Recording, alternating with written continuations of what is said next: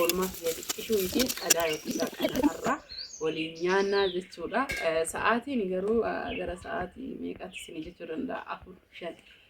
Hordoftoota fi kabajamtoota kiyyaa magluuba hojjannee jechuudha. Akkuma asitti argaa jirtan kanatti biyya keenya keessatti illee jechuudha jiruu salphaa jiruu ibidduma boba'u ibidduma ol boba'u argisanii isuma irratti illee waan feene hojjechuu dandeenya. Asii qaaraadha, asii shunkurtii, qimamiilee namoota iyyuu asirra jiran waan ta'eef akkamitti akka hojjennu osoo hin tahiin oolmama kiyya gadi isinii dhiisuuf oolmaa kiyya namni hedduun oolmama addaan kutte naan jettanii assalaamu alaikum warahmatullahi wabarakaatu.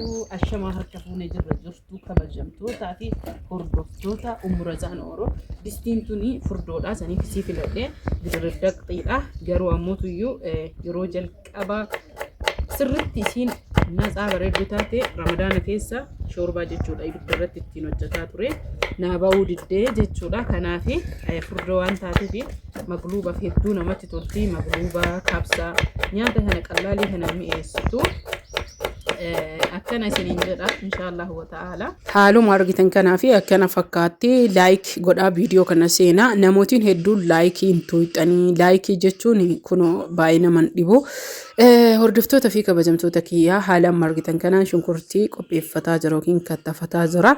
Hubadhaa sirriitti ganaa ruuzallee affeeloodha. Ruuzni na cinaa isaaniin jira.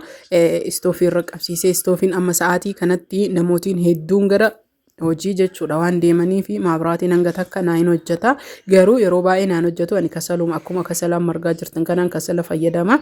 Erga distii irra kaayee jedhee distii shoorba tokkanatti ada shoorban jechuudha. Distii furdaa hadiidaa kana hedduu jechuu sila garaana nyaatee homaa gochuu hin dandeenye. Erga zayitii kiyyatti godhadhee jedhee shunkurtii itti godhataa jira. Hundumaafiyyuu distii shoorbaa hadiidaa bitachuun dirqama keessanii jiini ramadaanallee inshallah rabbiin nagaan warra itti ga'u nu haa taasisu fedhii rabbii tokkichaatiin. Ani shunkurtii qullubbii qaaraa zayitiin ho'inaan bakkuma tokkotti godhee agasiin xiqqoona xabbafamtu kiin waddamtu dinnichaa kiyya kukkutataa jira. Dinnichaa geengoo kukkutaa jira jechuudha. Akkuma jirutti haphisee hin furdisne maa jennaani yoo furdistanii jettan ammoo isin jala maal ta'a dafee isiniin xabbafamu jechuudha. Kanaafi hordoftoota fi kabajamtoota kiyya akkuma argaa jirtan asitti dinnichaa kukkutaa kasaaluma maanda jama kanarra waan fayyadamu hedduuf asitti ammoo suugoo jechuudha. Baay'ee shunkurtii bilcheessuun qabdanii booda bilchaata waan ta'eef xiqqooma labbi goone achi booda hirdii qimamii keenya kan nu barbaachisu sooqidda. Qimamii yookiin ammoo urgooytu mi'eessitu kan isin itti godhuu qabdan kamuuna qabaachuun qabu. Kamuunni kusharii miti ka dalagaa jirru qimamii baqqaa jechuun fakkeenyaaf kusbaraa akkasuma ammoo tuyyuu abishii waan akkasii qima absuuda adii waan akkasii hin danda'ama. Kanaaf hordoftoota fi kabajamtoota kiyyaa akkuma asitti argaa jirtan kana asin maashaallah tabarakallah alatti hojjetaa jira. Hedduu namatti tola. Qilleensa illee bobbohaaraani erga irraa buusee jedhee kunoo kasala kiyyatti farfataa akka sirriitti naa boba'u achi boodamu maxbashaa kiyyarra kaa'adhe. Maxbashaa jechuudha dirqama maxbashaa seramikaa ta'uu qabu. Dirqama immoo kichin kaabineet irra dhaabadhe hojjechuun qabu waan ofii qabuun jechuudha. Oolmaan kiyya akka jaalattanii fi isinitti tolu waan beekuu fi dinnichaa kiyya xabbasaa jira. Asitti ammoo ruuza istoofiin xiqqoo waan hojjetaa jiruuf irra kaa'uuf ruuza erga dhiqee geessee jedhee sooqiddaa fi akkasuma immoo zayitii xiqqishoo ittillee baay'isne maaliif jennaan nyaanni kun illee waan zayitii xabbafamaa jiruu fi xiqqoo masii itti godhe achi booda immoo bishaan itti godha. Namni barbaadanii jettan qurunfudii jira akkasuma immoo tuyyuu heelillee qarafaallee itti godhuu dandeettani. Ani ittiin goone waan tokkoyyuu jechuudha kana magluuba waan ta'eef xaamni isaa tokko akka jijjiiramu barbaadu. Buna dhugaa isinitti taasaa jira. Buna illee haadhuun isiniin jedha. Asiillee dinnichaa xabbasaa jira. Achi ruuzarra kaa'aa jira. Haga dinnichaan bilchaatu ammoo dinnichaa geessu iyyuu ga'e jechuu dinnichaa maaliif viidiyoon kun daqiiqaa dheeraadha sa'aatiidhaan lakkama malee daqiiqaanii miti. Garuu keessaa mummuramee waan idii ta'e walitti deebuuf akkuma beeytan walitti as dhiyaatee dafee jechuudha xumurama.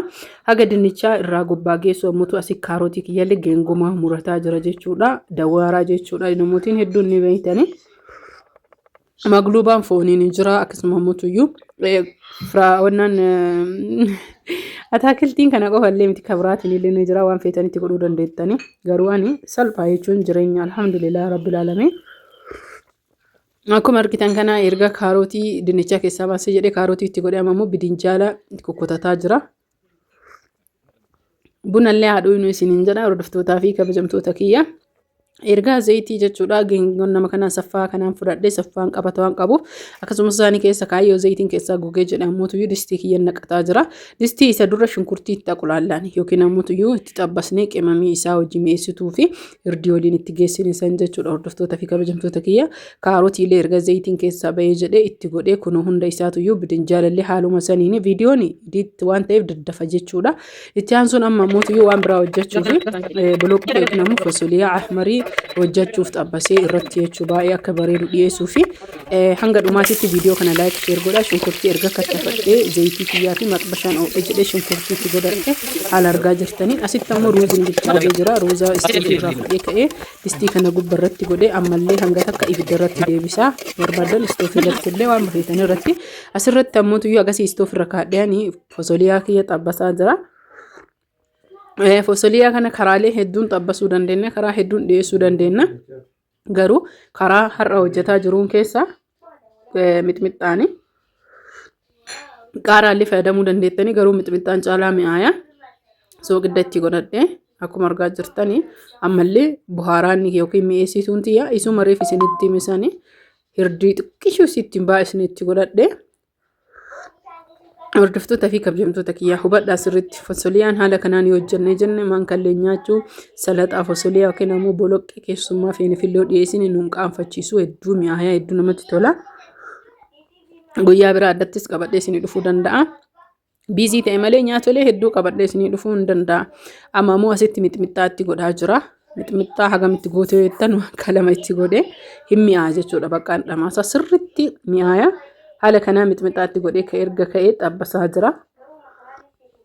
Qorruun qabu jechuudha. Achi ammoo ruuzni geeffamaa jira. Istoofiin kiyya waan sirriitti hin ho'isneef yeroo hedduu isinitti meemiti hin ho'isuu hin dalaguu maabiraatiin an kasalumarra jiraadha isiniin jedhemi. Alhamdulillaahi rabbil alamin ittiin boona itti gammada jechuudha. Maaliifi sirriitti itti gammada dhugaanatti mi'oo jettan achi booda fosoliyaa kiyyaa kasalli waan istoofiin laafaa ta'eef istoofirra deebisee kasala kiyya irra distii deebisee amma bakkaraa jira. Zayitii tama dura waliin xabbase san siniin naqee sinii qulqullutti jechuudha itti kaa'ee erga ukkaamsee jedhee haala kanaan amma keessaa fuudhaa jira geessee gara xumuraatitti baasuuf deemaa jira. Akkamitti akka bareeduu fi akkamitti akka mi'aayu osoo ija keessaniin argitanii ammootiyyuu hojjettanii dhandhamtanii hedduu namatti tola. Karaa salphaa fi haala salphaa ta'een amma baasaa jira. Kanaaf hordoftoota fi kabajamtoota kiyya nyaata salphaadha jechuun abbaan salphisee yoo dalagee jedhe yoo ammoo lakkii maqluuba foon malee dalaguu maalillee akkas malee naan mijatu bakka akkanaatiin malee kushiinaa akkanaa malee oovinii malee yookiin furuna malee laa yajuuz jedhan shi'aana waarisanii gane akkasi ta'uu qabu. Akkuma keetitti akkuma kiyyatti jiraadhe maaliif erga jechuudha rabbiin waan nyaadhu na razzaqee jedhe maaliif mana kiyya keessatti maatiin kiyya ijoolleen kiyya waan nyaata silaa kullu fil a'lam aalama irra jiru waan danda'irraa waan biyya keenya jirurraa hin dhandhamsiisa hin hojjedhaa fi alhamdulillahi rabbil alamin. Oovinii qabaachuun natti dirqamaa miti jechuudha hojjechuu fi kunoo maasha Allah tabaarakallah waa osoo jechuu ka ijaan argitan kana caalaa qammastanii argitanii hedduun jechuudha maasha Allah tabaarakallah jechuudhaan itti fufaa. Erga nyaanni kaanii amma yeroo sagalee irratti isinii qabu kana buna dhugaa jirra jechuudha nutti tolee baqqaa jechuun hedduu wallaahi namatti tolaan quuftan nyaattanii. Kanaaf nyaata fayya qabeessaa fi bareedaa ta'e namootiin jechuudha nyaata kana barbaadan hundi keessanuyyuu viidiyoo kana sheer hiriyoota keessanii godha. Akkasuma immoo laayik illee godha. Galatooma ulfaadha. Viidiyoo sarpiraayizii obboleettii yaa hedduu gammaddanii waliin umrii isinaa dheeressu isinillee nu hunda umrii aamin waliin nu dheeressu galatooma ulfaadha. Laayikii hin dagattanii irraan bayina horaa bulaa fayyaan faaya nuufaasifaa'u.